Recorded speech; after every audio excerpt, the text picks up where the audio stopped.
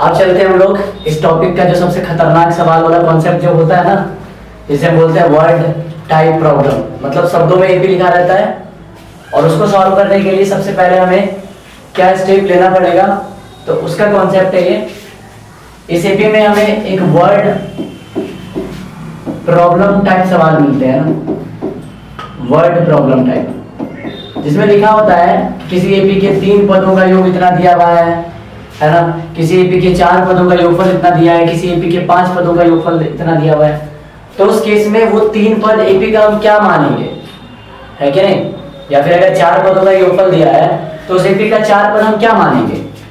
तो इसी के लिए कॉन्सेप्ट है कि अगर हमें एपी का 3 संख्या मानना है ना, तो हम यही मानेंगे a माइनस डी, a और a प्लस डी। इसमें ये जो होगा सबसे पहला वाला पद हो जाएगा और ये हमारा सबसे अंतिम पद हो जाएगा, है कि नहीं? कहने का मतलब ये सीक्वेंस में है, इसमें ये इस तीनों में सबसे पहले ये होगा, फिर अगेन ये, फिर अगेन ये। अगर हमें 3 संख्या मानना है तो हम यही मानेंगे a माइनस डी, a और a प्लस डी। अगर क्वेश्चन में ऐसा बोला जा रहा है कि एपी के 3 पदों का योगफल इतना है, तो हम 3 संख्या ये मानेंगे। लेकिन अगर क्वेश्चन क्या है एपी के 4 संख्या का योग 15 दिया हुआ है, तो उस केस में हम 4 संख्या क्या मानेंगे? a minus 3d, a minus D, a plus D और a प्लस 3d। ये 4 संख्या मानेंगे और तब क्वेश्चन को आगे हम सॉल्व करेंगे। लेकिन अगर इसमें ये बोला कि 5 संख्या का योगफल दिया हुआ है, तो फिर हम a minus 2d, a minus D, a plus D और a प्लस 2d कुछ इस प्रकार से पहले मान के हम बनाएंगे। समझते हैं हम लोग क्वेश्चन से कि आखिर इसका मतलब क्या है और कैसे इसका यूज किया जाएगा। चलते हम लोग एक क्वेश्चन की तरफ। इसी के लिए क्वेश्चन दिया गया है ताकि कॉन्सेप्ट समझ में आ जाए।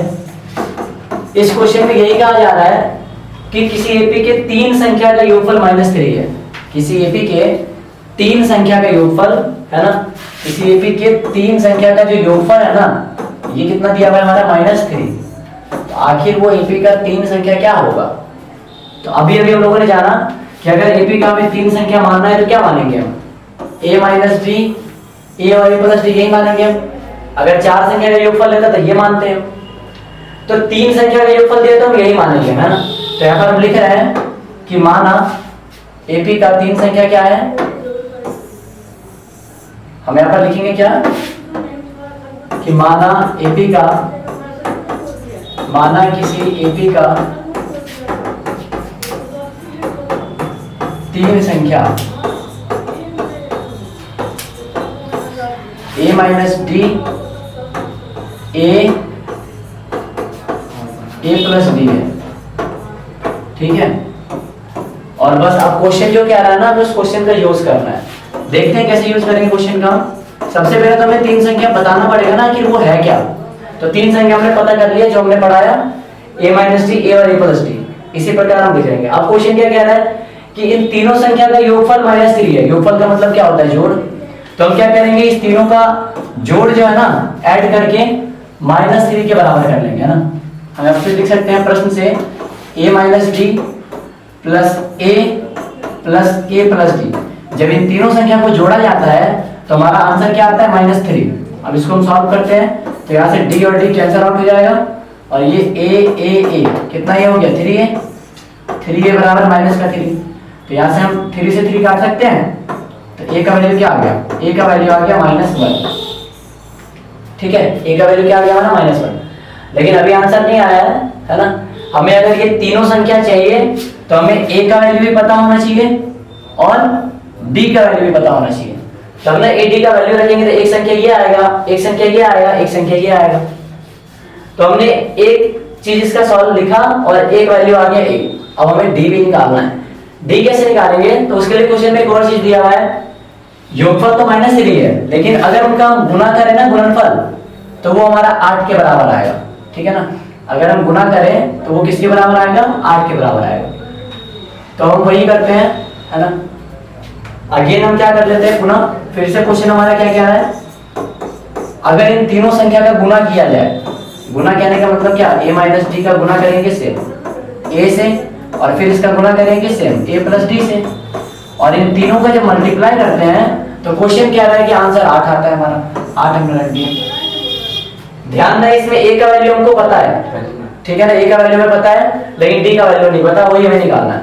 तो पहले क्या यहाँ पर ये फॉर्मूला लग रहा है a माइनस डी और a प्लस डी का, हमने एक फॉर्मूला पढ़ा है कि a plus B into A minus B क्या होता है, a plus B A minus B क्या होता है, A square minus B square.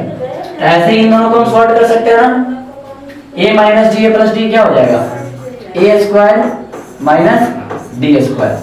तो इन दोनों का हमने गुणा कर लिया, ये आया, और इसका गुणा करने के से हम a से बराबर 8। अब हम क्या करते हैं यहाँ पर a का वैल्यू रख लेते हैं, ठीक है ना, a का वैल्यू क्या करते हैं हम रख लेते हैं क्योंकि a का वैल्यू हमको पता है। तो -1 जब भी यहाँ पे रखेंगे तो ये क्या हो जाएगा, -1 का स्क्वायर माइनस डी स्क्वायर, और यहाँ पे हमने क्या रख दिया, a का वैल्यू -1 बराबर 8। तो देखते हैं अब यहाँ से हमारा ये क्या रिजल्ट आता है इसको सॉल्व करने के बाद। तो ये हो गया -1 का जब स्क्वायर करेंगे तो प्लस का मान आएगा, है ना, और ये हमारा क्या है माइनस का डी स्क्वायर, डी तो हमको नहीं पता, और ये जो -1 है इसको हम उधर ले जाते हैं, गुना में नहीं है, तो ये माइनस का 8 हो जाएगा। अब बस अब कुछ क्या किया हमने यहाँ पर, -1 का स्क्वायर प्लस का 1 होगा, और ये माइनस का डी स्क्वायर, इस माइनस को हमने उधर भेज दिया ना, -8। तो चलिए हम क्या करते हैं, ये माइनस का डी स्क्वायर ऐसे ही रह जाएगा, ये -8 तो है ही, 1 को भी ले जाओ उधर, माइनस का 1, तो माइनस का डी स्क्वायर बराबर क्या आ गया, माइनस का 9, माइनस माइनस कट जाएगा अगेन, तो डी का जो वैल्यू आएगा वो क्या आएगा, अगर यहाँ से स्क्वायर को हटाते हैं तो इस पर क्या आएगा +-√9, तो डी का जो वैल्यू आ गया वो क्या आ गया, +-3 आ गया, यानी कि हमको डी का 2 वैल्यू मिला, एक +3 और एक, हमारा ए का वैल्यू तो आ गया -1, लेकिन डी का हमारा 2 वैल्यू आ गया। अब कुछ नहीं है, ए डी मालूम चल गया ना, तो अपने यहाँ से हम तीनों संख्या निकाल सकते हैं। संख्या कैसे निकालेंगे जरा देखिएगा ध्यान से जरा ना, इसको हम साइड में ले गए, और अब हमें तीनों संख्या निकालना है, उसके लिए हमें ए और डी चाहिए था। ए का वैल्यू क्या है, ए का वैल्यू है -1, और देखिए डी का 2 वैल्यू है ना, पहले हम डी का एक वैल्यू लेते हैं, 3 लेकर के पहले बनाते हैं, डी का वैल्यू क्या लेते हैं 3 लेकर के, और तीनों संख्या अपना निकालते हैं, मतलब क्या a माइनस डी भी निकालते हैं, a भी निकालते हैं और a प्लस डी भी निकालते हैं, और देखते हैं कि तीनों संख्या हमारा क्या आता है। तो a और d को हमें माइनस करना है, a का वैल्यू क्या है -1, माइनस d का वैल्यू क्या है 3, तो यहाँ से क्या जाएगा -4, एक वैल्यू तो आ गया, अगेन सिर्फ a है और a हमारा -1 है, फिर है a प्लस डी, तो a हमारा -1 और d हमारा 3, तो ये आ गया 2। तो यहाँ से हमें 3 नंबर नहीं मालूम चल रहा है AP का, -4, -1 और 2, ये एक आंसर तो हो गया हमारा, जब हमने D का वैल्यू क्या रखा 3 रखा, है कि नहीं। लेकिन इसमें चूंकि D का 2 वैल्यू आ गया है तो 2 आंसर होगा, है कि नहीं।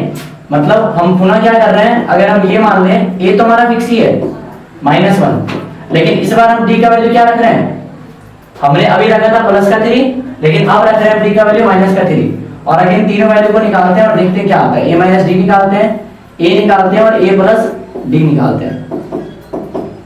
तो a का वैल्यू है -1 और माइनस करना है हमें d को, d का वैल्यू खुद माइनस का है, तो ये आ जाएगा -1 और प्लस का 3, यानी कि क्या आ जाएगा, ये 2 आ जाएगा।